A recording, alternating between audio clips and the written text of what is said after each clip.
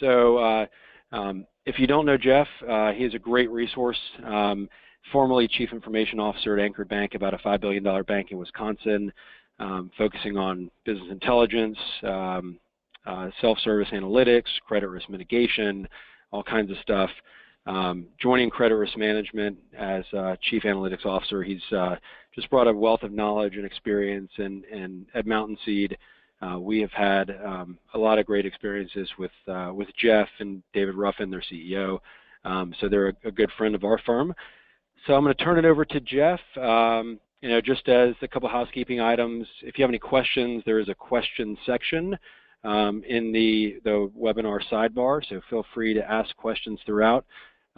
We will be, our first question's already in, we will be offering all the slides for the webinar as well as a recording of the webinar after in the coming days. So I'll take that question kind of off the table at the outset. So I'm going to pass over the presentation to Jeff and let him take it away. So everybody, hope you enjoy. Thanks a lot, Carl, and welcome the rest of you. Thank you for joining us. Today, we're going to be going through kind of CRE concentrations and background and response really to the December SR 1517, along with some kind of best practice recommendations around how to analyze the credit concentrations within your portfolio. So we'll start by reviewing the current banking landscape. We'll identify the population of banks that are concentrated today, and we'll review these populations for correlations to current asset quality and capital adequacy. We'll then quickly review the regulatory backdrop. That is, what were the regulators looking at that prompted their renewed attention to CRE concentrations? And we'll specifically review the December Supervision and Regulation Statement 1517 along with its impact. And finally, we'll walk you through 3 axioms of how you can analyze and manage the credit concentration risk within your portfolios. And we'll even have the opportunity at the end to show you a living and breathing example of these analytical recommendations that you can treat as a best practice. So let's just kind of level set where we are. We are talking about the 2006 CRE guidelines. So there are 2 guidelines, construction and development at 100% of risk-based capital. CRE actually has 2 conditions. So you're only in violation of the CRE guideline if you are both in excess of 300% of risk-based capital and have exhibited growth in the CRE population of greater than 50% in the most recent 36-month period. And one of the things we wanted to start with is looking at the population of all commercial and savings banks. So we're looking at about 5,600 financial institutions, and we wanted to get a feel for where those banks are today relative to the CRE guidelines. And so you see along the top, we have segmented this population by the number of violations that are CRE guideline violations. And we can see a number of things. First off, a small population, only 67 or 1.2% of banks currently violate all 3 of the guidelines. If we broaden this out to look at kind of broad CRE sensitivities, that number jumps to 10.8% of banks, about 606 institutions. And while not represented on this chart, there are 944 banks, or 16.8 of the 5,600, that had a CRE ratio that's greater than 230% today. One of the things that does jump out at us, and you can see kind of these stacked bars here that show the percent of the row for each of the asset classes. You can see we have the banks grouped by asset size. And you can see the proportion of banks that violate the CRE conditions actually increases as you increase in asset size. So one of the things we wanted to do after capturing this population is to get a feel for the relationship between these CRE violations and current asset quality. And given the sensitivity around the CRE guidelines, we hypothesized that there would be a direct correlation to asset quality, and we were wrong. If you look from an asset quality perspective, we see no apparent relationship between CRE guideline violations and current, I kind of underline current, asset quality. If anything, we see better asset quality, less orange and more green, as banks violate more CRE guidelines. It does appear that as banks increase in size, so as we navigate vertically downward here, they can tolerate more strain relative to the CRE guidelines. Note, for example, where the green starts in each of the columns. And one thing that is apparent here is that growth is a significant asset quality driver, with the best kind of average asset quality column being this 0.99 basis points, being those banks that exceed the CRE growth condition of 50% in 3 years, but do not exceed the other CRE guidelines. And the worst average asset quality, this 2.36, being those that exceed a CRE or C&D component, but do not exceed the growth component.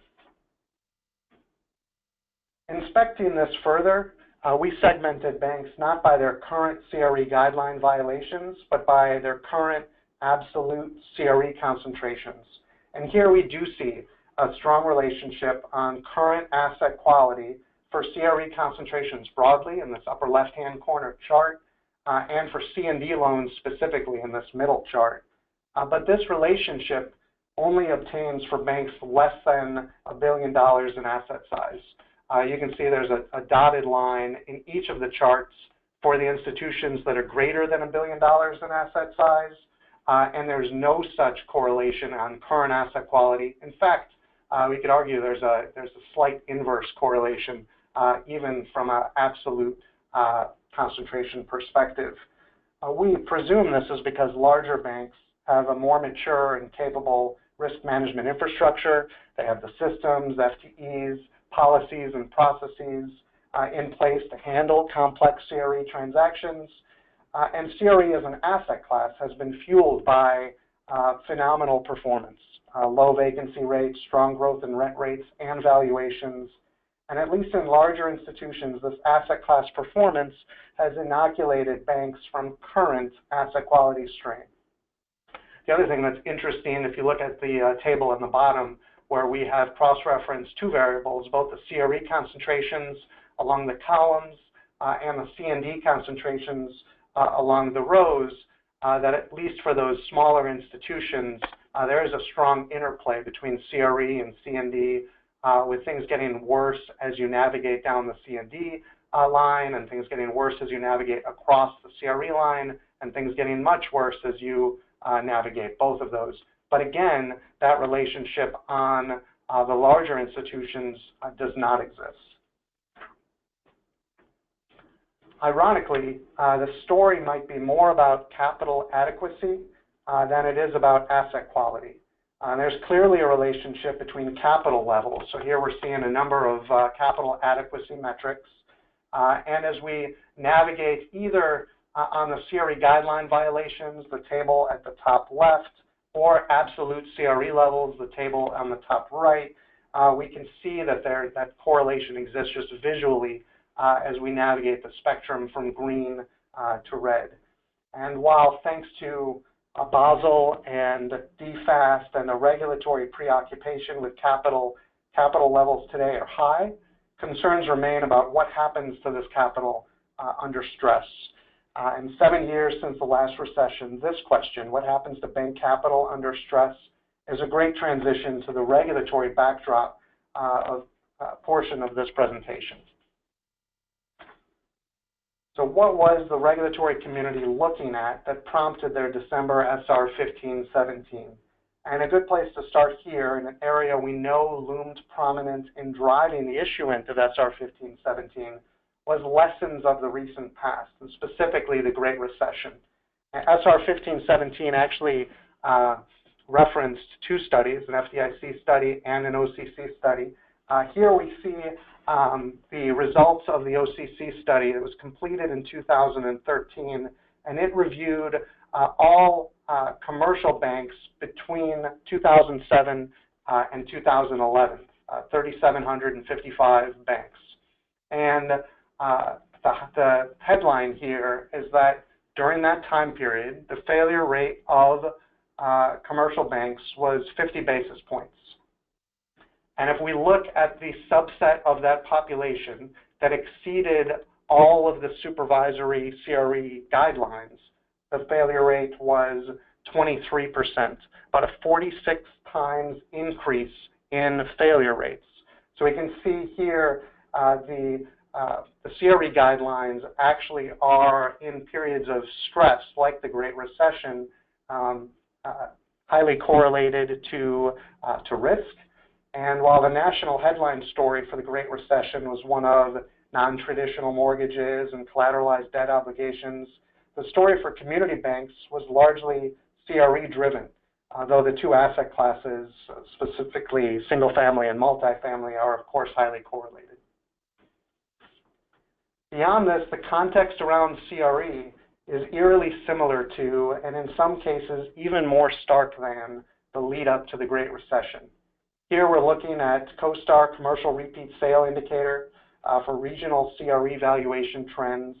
And across all major commercial asset classes, with the notable exception of the Midwest, we're seeing value levels today above their pre-recession peaks.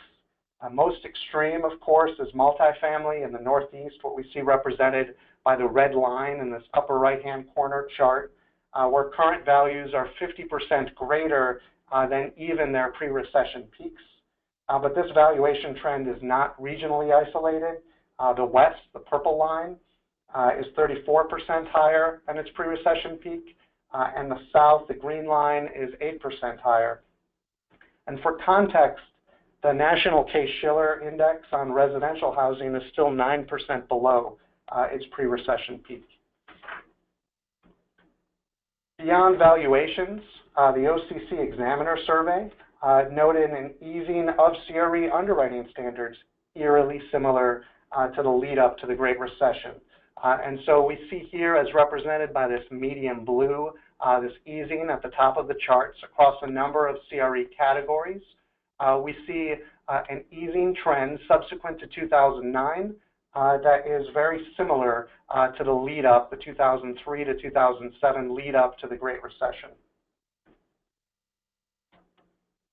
And we can see there are a wide variety of underwriting standards that have been eased. 64% of banks have adjusted pricing to be competitive. But there have also been significant risk tolerance changes to underwriting conditions and loan structure.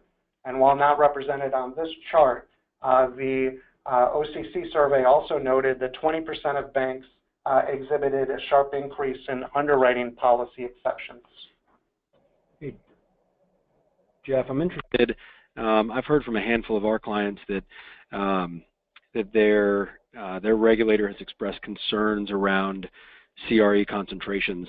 What I'd like to do, just for the group and maybe for some context for you, Jeff, is to launch our first poll question, just so we can see what other people are experiencing, and everyone can hear some answers for themselves. So the polling question is: Has your regulator experienced or expressed concerns, I guess I should say, around your CRE concentrations? I'm just going to keep it open for a minute, because I think it does speak to the OCC and the published document you were showing, saying that that they're expressing that underwriting has eased, and I wonder if folks are experiencing some of that questioning. So just keep it open for just a second. Great. I look forward to hearing the response. Just anecdotally, across our client base, we are hearing about and seeing a lot of regulatory scrutiny, even for those institutions that are well under the regulatory threshold. So I'm curious what the result is. Yeah. So I guess the polls are in. Close to 50-50, 53% of you said that yes, your regulator has expressed concerns around your CRE concentrations. 47% said no. So, draw from that what you will, but at least a subset of you are hearing that from your regulator. So thanks for letting me interrupt you, Jeff. I appreciate it. what's driving the easing of CRE underwriting standards, well, predominantly it's competition. And you can see this was only partially offset, at least in 2015, by regulatory policies around CRE. And this regulatory backdrop is summarized and highlighted in the December SR 1517. I have a couple key quotes from that issuance, but you can see they note the substantial growth in CRE lending and increased competition. And as a function of that competition, they do note the easing of CRE underwriting standards that we just kind of visually looked at, along with a greater number of policy exceptions. They referenced both the FDIC and OCC study, and we reviewed the results of the OCC study. And the bottom line of the December issuance, and something that at least 53% of the current attendees are experiencing, is what the regulatory community broadcast to community banks, that they would be paying special attention to potential risks associated with CRE lending, and specifically reviewing how the previous guidance is playing out in terms of measuring, monitoring, and managing concentration risk within community bank portfolios. Since the December guidance was issued, there has been a market shift from a net easing position to a net tightening position. So as represented here in the Federal Reserve Board Senior Loan Officer Opinion Survey, a net easing is the negative territory on this line, and tightening is the positive above zero territory. And we can see, coincident with the SR 1517 guidance, a sharp tightening, especially along multifamily, and we think this was clearly the regulator's intention.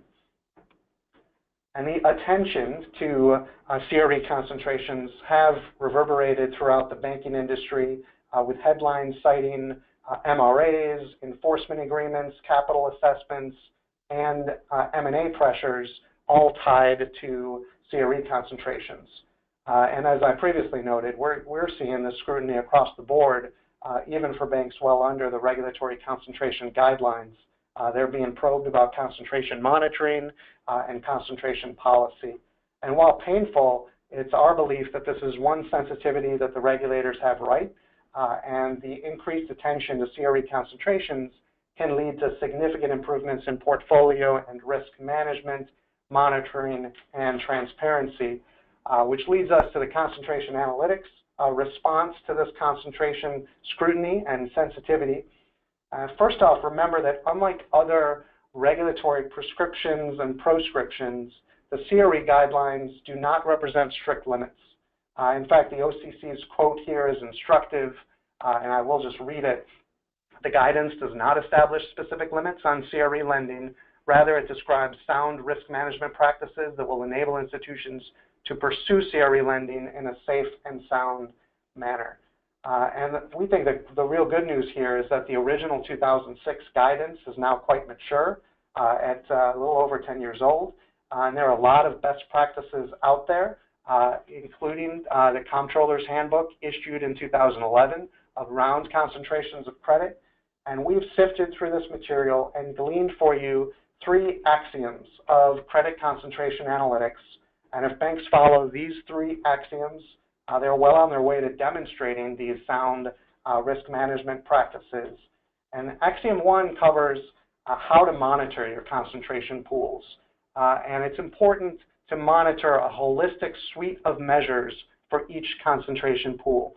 We'll see an example of this in a moment, but this means kind of specifically tracking not only volume relative to assets, but volume relative to risk-based capital, and at the same time also monitoring growth trends and asset quality trends for each individual pool. Axiom 2 covers what to monitor, and the easy answer here is to monitor everything. There's a long history, as we have timelined for you here, of different asset classes causing elevated losses and elevated bank failure rates. So the explicit guidance from the OCC, and I'll again just read this critical quote, Although a concentration has not proven problematic in the past, does not mean that it is precluded from becoming a problem in the future. For this reason, bank management needs to monitor and assess the potential risks arising from all of the bank's credit concentrations. And as you're monitoring the entire loan portfolio, it's critical to be able to slice and dice by different cuts of the portfolio in order to stratify risk and focus attention to critical concentrations that might be showing risk-based capital, growth, or asset quality strains. And this includes the regulatory big three of product, geography, and industry, but it extends to any portfolio-specific cut of the loan book, things like vintage, underwriting bands, relationship manager, and we'll see some examples of this in a moment. The final axiom, axiom 3, guides banks to include firm-wide loss stress test results directly within their portfolio analysis. And there are a number of OCC quotes that I've listed at the bottom here, but I won't belabor them by reading. But suffice it to say that we agree with the regulatory community that stress tests are really the heart of the matter. Remember back to the banking landscape review where we looked for correlations between concentration levels and asset quality strain. We noted a strong correlation for banks less than $1 billion in assets, but no such correlation today for larger banks. And our hypothesis, our theory around that is that it's difficult to see strain today where things are rosy, but that smaller banks, those already pressured by efficiency ratios and economy of scale challenges, while subject to the same earning bleeds due to compliance costs and slim NIMs that all banks are experiencing, that these smaller institutions are already in a stressed environment. And that's why we see the correlation today. If we recall back to the OCC study, the Great Recession showed that this strain flows upstream in times of stress. And this is why the regulatory community is hypersensitive about bolstering capital to account for this. And this is even more the case because of the historically unique interest rate environment that we're in today. The Fed has started its upward trajectory on rates, and everyone knows the results of rate shock analysis, whether at a project level or at a portfolio level, that shows an increase in debt service or a decrease in NOI, throwing a larger proportion of borrowers to an at-risk debt service coverage ratio. And 7 years since the last recession, still given the benign credit environment we see today, many bank portfolios show limited current asset quality strain, and layering in these hypothetically extreme stress test results at the loan level helps solve for this. But it's hard to appreciate this fully on a static slide where the numbers are kind of difficult to read. So let's shift now to a living and breathing example of this analytical approach that you can treat as a best practice.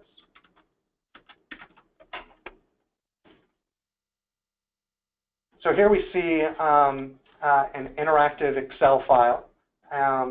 We happen to use a combination of Excel and a web-based dashboard, but really any data visualization tool or report writer works. And let's see the 3 axioms that we reviewed. Let's see those in action. And the first axiom was monitor a holistic suite covering of measures covering volume, growth, and asset quality.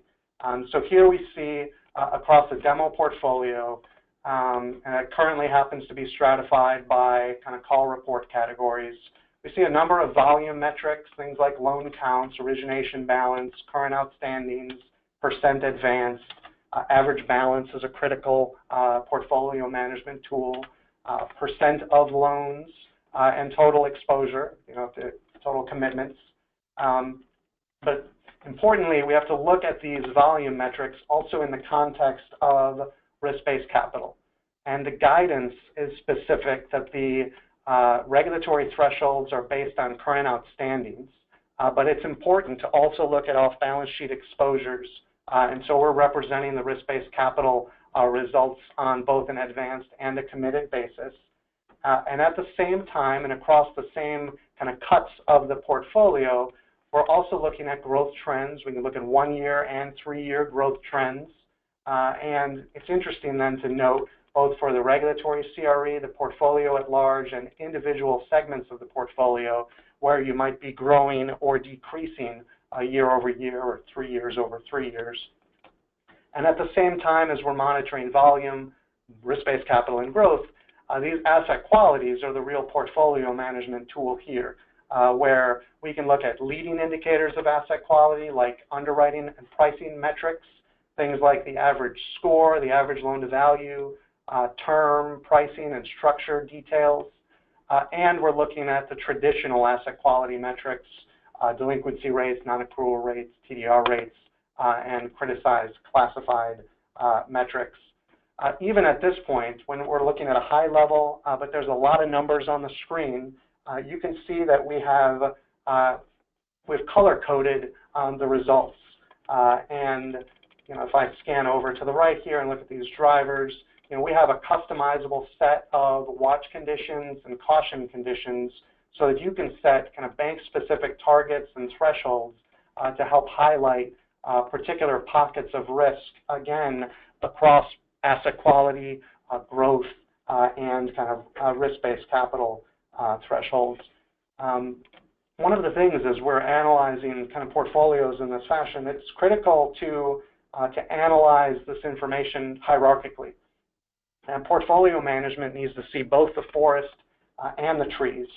And this call report type granularity is good, but every bank can do this. You have to do this when you report on your call reports. And so the detail is even better.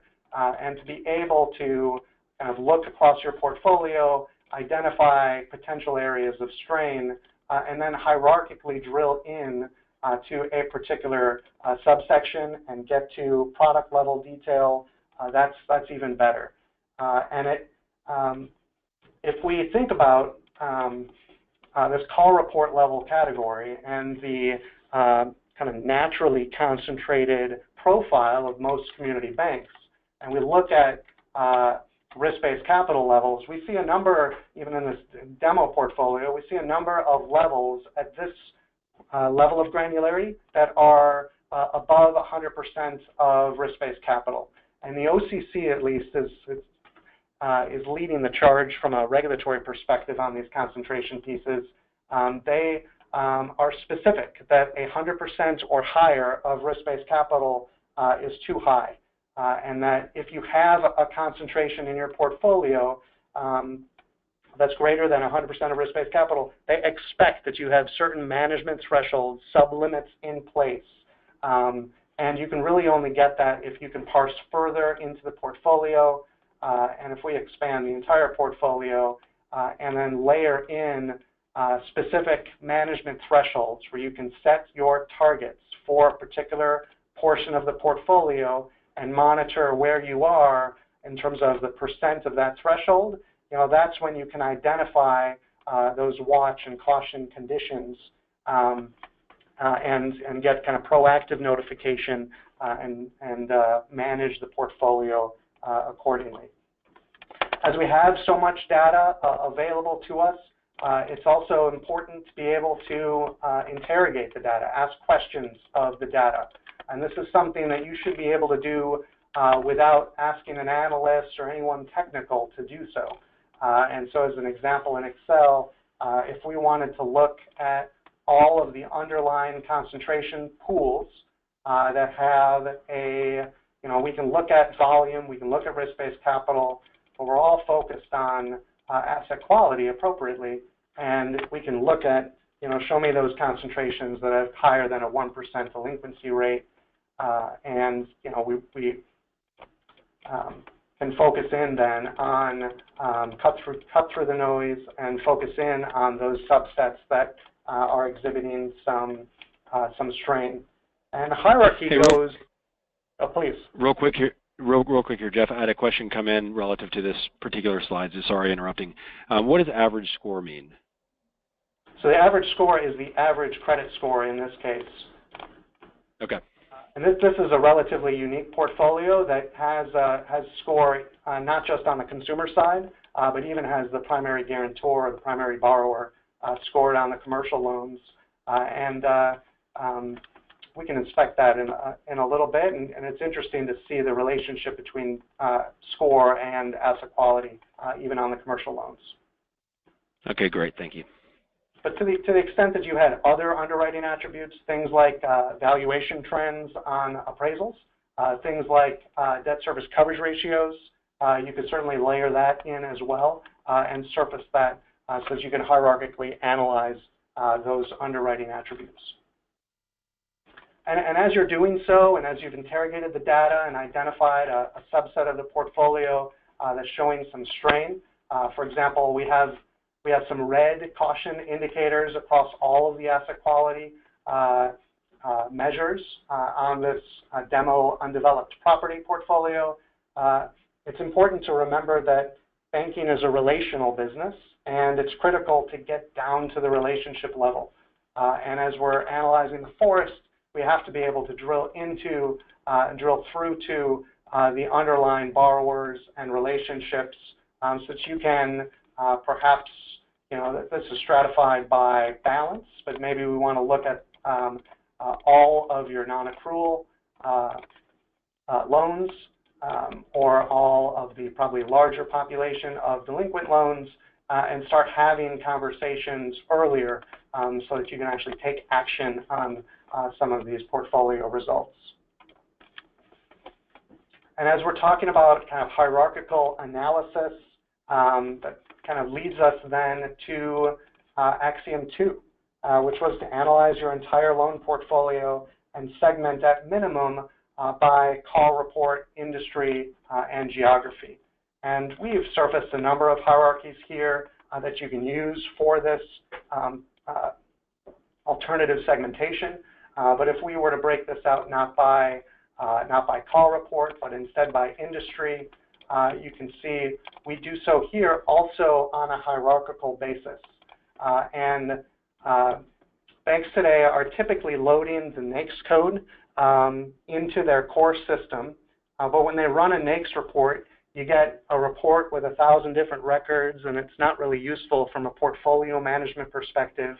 You can make it more useful if you can translate that NAICS code into a hierarchy. And the NAICS code itself embeds a natural hierarchy that looks at different numbers of digits within the NAICS code to first identify the industry sector. And if we were to look across these industries, we might identify an area that's exhibiting some strain today. So 6.7% delinquency on mining, quarrying, oil, and gas. And this is an interesting industry to focus on. You'll recall kind of the call report breakout, and there is a call report category for ag loans. But there is no call report category for oil and gas. And we all know in the news about the oil and gas strains today. And using the NAICS code and this industry type of breakout is a good way to focus in on any exposure that your portfolio might have to this industry. And then again, to be able to drill through, so we start at the industry sector level, drill through to the subsectors, identify where we have either balances or let's just navigate both of those at the same time. So we'll expand that out to the industry groups. We can expand these out to the underlying industry detail. And this is kind of a good example of navigating that hierarchy, identifying where you have critical asset quality strain or other types of strain in your portfolio, and of course always being able to drill down to that lowest level of detail. Or conversely, being able to take a pocket of the portfolio, this 6 million, for example, and drill down to the individual note detail.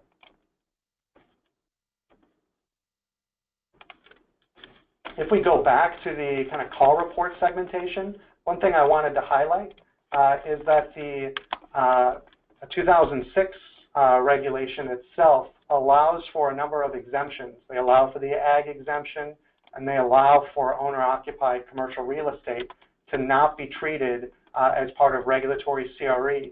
And so just breaking your portfolio out by these call report categories can give you pretty easy visibility to your current levels relative to the regulatory thresholds, 300 and 100. But of course, it's important to be able to set your own internal management targets and get to lower levels of detail beneath that, so that you can manage those concentrations according to your particular lending preferences. And the third kind of the regulatory big three that we talk about being able to stratify your portfolio by is geography.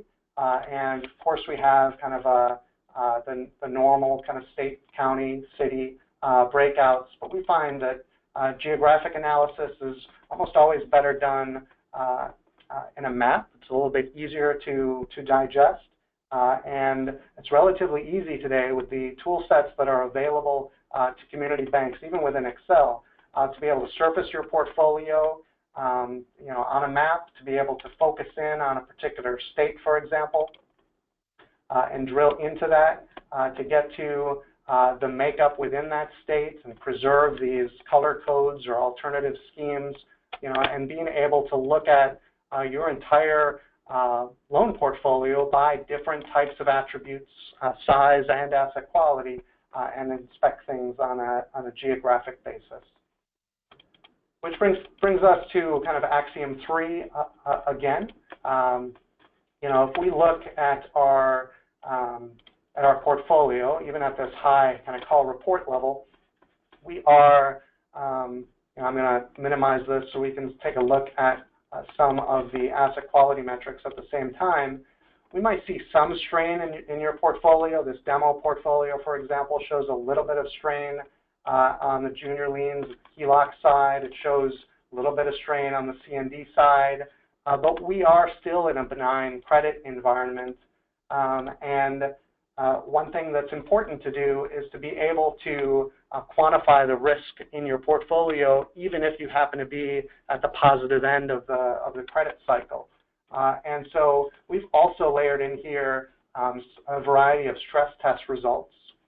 You can look at your allowance as a type of stress test.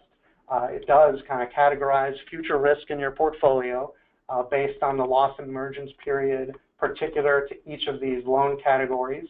And just by representing your current allowance at the loan level, aggregating it up by these different cuts of your portfolio, it's a great management tool to be able to observe where your impairments are in order to observe and quantify your kind of baseline loss scenario, and then layering in multiple stress test results that are conducted across your loan portfolio that, unlike your current asset quality metrics, likely show a lot more red and yellow and do a good job of identifying and quantifying risk, even in hypothetically extreme scenarios, so that you can set your strategic plans, your growth plans up accordingly. Now, we talked about 3 axioms. There are actually a few more. And one such axiom is to not just track this at a point of time basis, but be able to track the same information longitudinally over time. And so here, for example, we have volume, growth, risk-based capital, and asset quality metrics for particular cuts of the portfolio. They were looked at C&D and CRE. We're breaking things out by vintage. But be able to get that kind of longitudinal trend is a good way to identify not just where things are today, but where things are heading. And the other kind of final axiom that we may want to end with is to have fun while you are stratifying the risk within your portfolio. And there's a world of insight that this type of segmentation and slicing and dicing can offer on your portfolio. If we look at things like SCORE that we talked about earlier and see how the portfolio stratifies, again, hierarchically at high-level breakouts, and then kind of the detail beneath that to get a feel for how current delinquency rates might trend out, and to do this and to be able to do this by particular cuts of your portfolio. So you might, for example, be interested in looking at this score breakout not across your entire portfolio, but for a particular category. So here we might say, let's just do that for the consumer portfolio. And it's this type of business-oriented interaction that gives you a lift from a risk management and portfolio management perspective. But we could do the same thing from a loan-to-value perspective. At least where collateral values exist, we can get a feel for where we have loan-to-value risk, especially as current loan-to-value is the most important driver of loss given default. And we could probably get levels of detail beneath this to add some additional segmentations. We can look at just any kind of cut of the portfolio that is constructed from a risk management perspective. So things like line utilization, where we have the same type of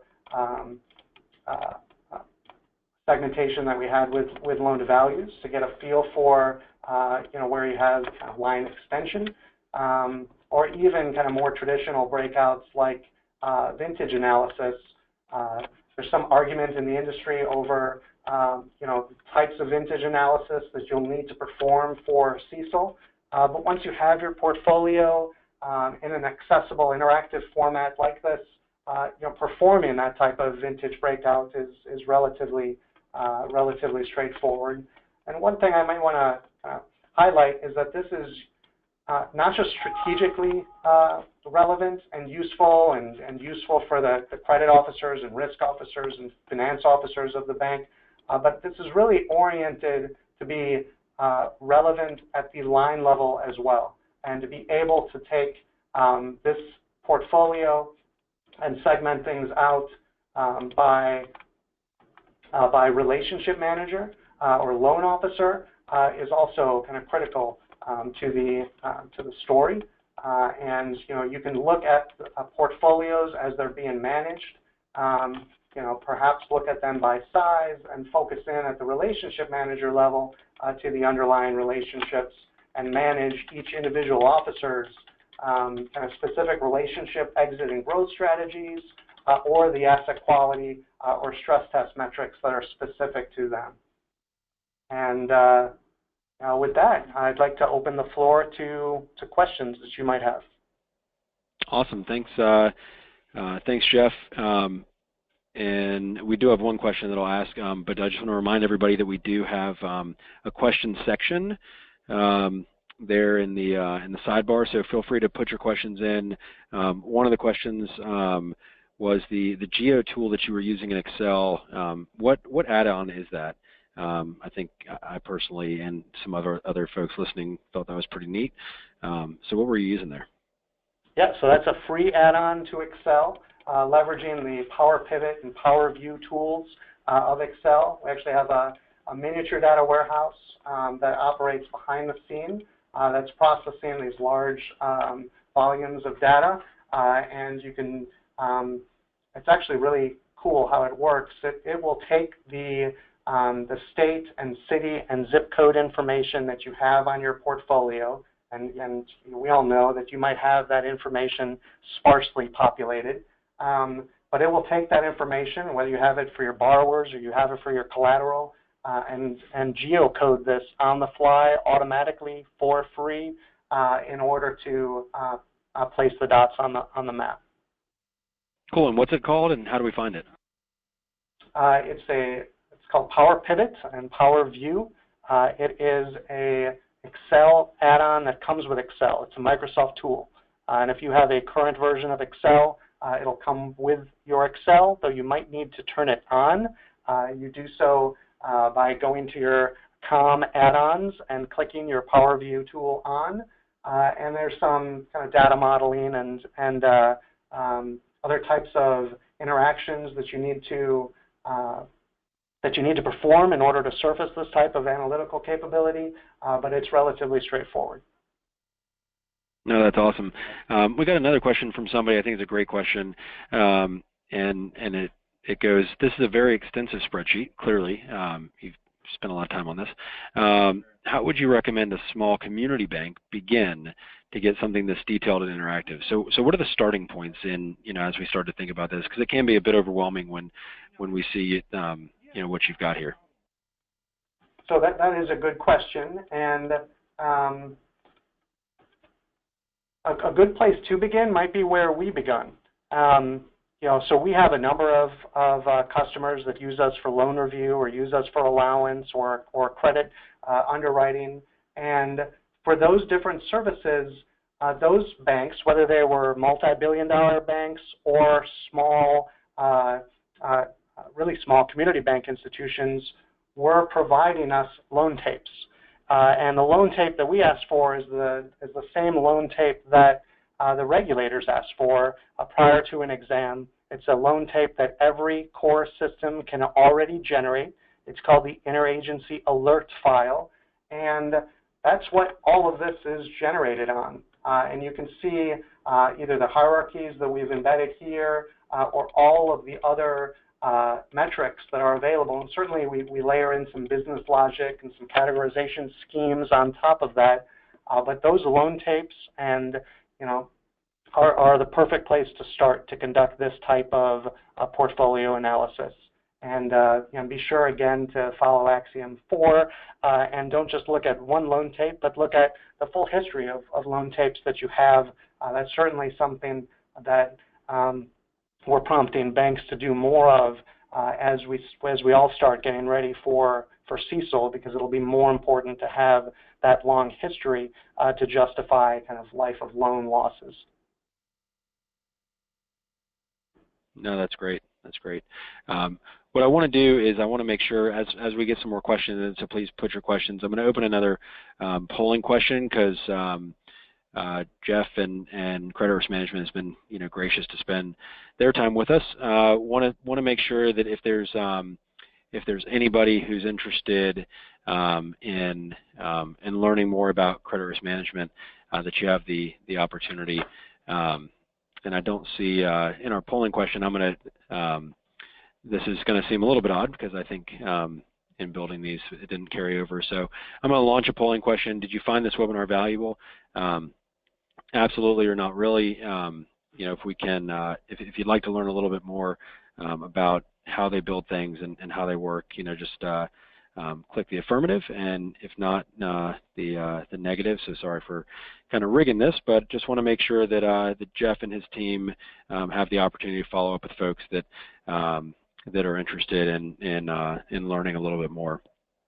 So give everybody a couple minutes. I got a couple more questions that came in. So one of the questions, and I'm going to read it word for word, although you'd probably understand the context a little bit better. What's behind parameterized loss versus econometric loss? Sorry, a little bit hard to say. In the stress testing section of Jeff's analysis. Does that make sense to you, Jeff? It does, and that's a good question. And for convenience, we're using the two, both a top-down and a bottom-up stress test that we happen to provide to the marketplace, that we as Credit Risk Management Analytics provide. We have one that is a bottom-up stress test. We do have a cumbersome name for it. It's parameterized loss. And it's called that because in order to conduct that stress test, we are individually at the loan level stressing the probability of default, the loss given default, and the correlation parameters for those specific loans according to their asset class. We also have a stress test that we have, again, a cumbersome name, econometric stress test. A good way to think about this is it takes a look at the economy, and it really more broadly takes a look at the Federal Reserve scenarios that are put out for the big banks for the DFAST on a yearly basis. And those scenarios lay out both a baseline projection of what the future is going to hold and also an adverse and severely adverse scenario. One of the things that it looks at is things like unemployment rate and CRE valuations and GDP and even kind of more abstruse parameters like the 3-month Treasury and the VIX, the volatility index. And what we do for that kind of top-down stress test is we look out historically at how those same economic indicators have impacted community bank loss rates at an asset class level and apply that kind of top-down loss multiplier accordingly. And that's what's meant by these kind of arcane stress test words, or just kind of categories of stress tests that we happen to provide as a service along with allowance to our customers. But certainly if you're conducting different types of firm-wide stress tests, you could layer those in on your portfolio. And we do encourage, and the regulatory community encourages, both these kind of firm-wide stress tests that are run across the portfolio, and then as you identify portions of the portfolio that exhibit either current or future asset quality strain, or perhaps even risk-based capital strain or growth strain, that's where you identify subsets of the portfolio for loan level stress testing. Awesome. I've got a couple more questions coming. I'm just going to warn everybody. This is a self-serving question. Mountain Seed, we do appraisal review, appraisal management, primarily on commercial loans for around 400 banks nationwide. So I want to give you the opportunity, if you'd like to learn some more about Mountain Seed, here is your opportunity. But again, this is really a service we offer to our clients. So another question that's coming in says, so each of those two stress tests are life of loan loss projections. So this is a follow-on question to the last one. Actually, no. So we do a CECL analysis for life of loan stress, and we can do a life of loan stress test, but we follow the prescription of DFAST, although these are not DFAST type stress tests, to do a 2-year look forward for the stress tests. And for comparison purposes, we also set, at least in this example, the allowance look forward to be not the kind of 1 to 2 year look forward that might be part of your allowance based on the specific loss emergence period of the asset class in question. But for conformity and comparative purposes, all of this information happens to be presented here on a 2-year look forward basis. Gotcha. Great question from a friend of mine. The question is, why don't you take your analysis one step farther to see what effect it would have on both ALLL and capital? So we actually do that. It is a great question. But once you have these types of loss stress tests, you can apply that to the capital ratios or even your full balance sheet. It does require some additional effort. You need to layer in those 2-year growth assumptions on a asset-specific basis. But you can observe not just the overall impact on losses, but the subsequent impact to capital ratios and even kind of more abstruse balance sheet metrics like liquidity ratios by layering in your loss stress tests into your capital forecasts. Awesome. Well, we're coming up on the hour, so I want to be sensitive to everybody's time. I know once we get a few minutes to the hour, we start to get people headed to meetings and things. So with that, I just personally wanted to thank Jeff and Credit Risk Management for giving us so much of their time and for all the prep work you did to talk to a lot of our clients and many others. So thank you, Jeff. Just so you know, I'll reiterate, we will be sharing the slides and the audio and to all the people that registered for the call, so that should come in your email in the next few days. So be on the lookout for that. And next month, we're going to be holding a webinar more CFO focused about interest rates and investment portfolios from some economists joining us from Fifth Third Bank. So excited to hear that, a little bit different spin. But with that, thank you so much, Jeff. Thank you, Carl. All right. I hope everybody has a great rest of the week, and we'll talk to you soon.